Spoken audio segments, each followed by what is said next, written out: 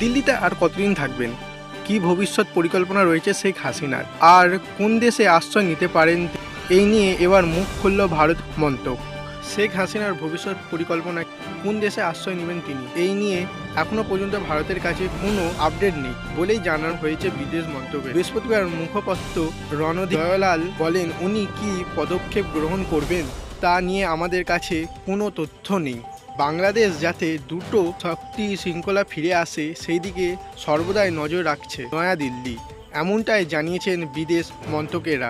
সে দেশের পরিস্থিতি অনেকটাই খারাপ বলে জানা গিয়েছে।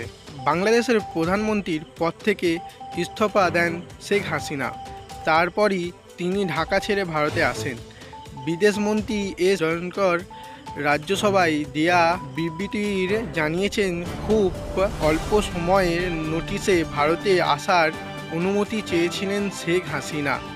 তারপর গাজিয়াবাদের হিন্দ এয়ারবেসে অবতরণ করেন হাসিনা।